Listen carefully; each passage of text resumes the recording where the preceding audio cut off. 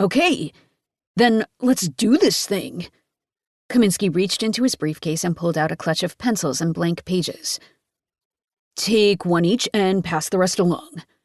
Now, here's what I want you to do, he said once everyone was settled. On one side of the page, I want you to list all the things you love about the person you want to come for a visit. All the things you did that were wrong, where you were mistaken or acting out of misplaced anger, and how much you want to make things right.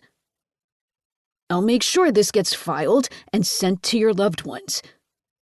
If they're open to it, I'll do everything I can to get them in here for a visit.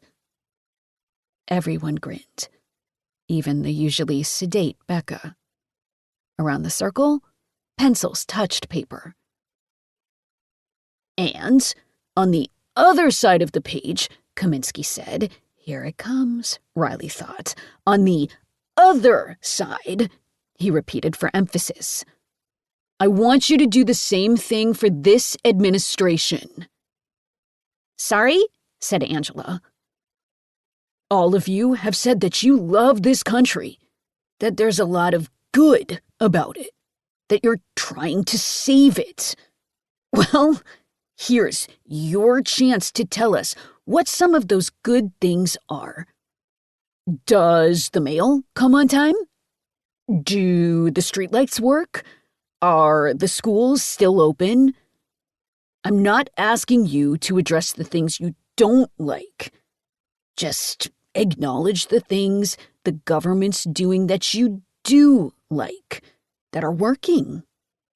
Once that's done, you can add anything about your participation in these protests that, in retrospect, were wrongly motivated because you were acting out of anger at something else entirely. Bam, Riley thought. There it is, the confession. Just to be clear, you are absolutely within your rights not to fill out the other side if that's your decision, Kaminsky said. But you have to understand that. Just as every argument has two sides, every sheet of paper has two sides. It's impossible to turn in one side of a sheet of paper without turning in the other side. That's just physics. So if you choose not to turn in one side, then neither side can be turned in. So it seems to me that if you want us to read what you want on one side of the paper, then you have to write down what we want on the other. That seems fair, doesn't it? It's just words on paper. Where's the harm in that? So, I leave the choice to you, and to how much you really care about seeing your loved ones. Looks were exchanged around the circle, and slowly, one by one, they began writing.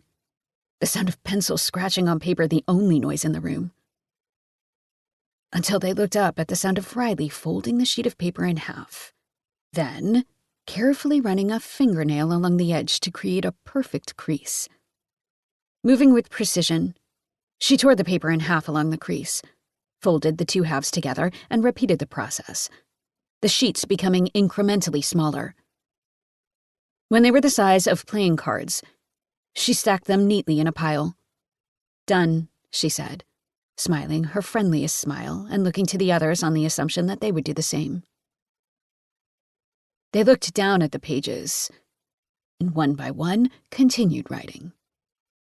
Kaminsky smiled and closed his eyes, listening to the scratching of pencils on paper as if it were the most beautiful music in all the world.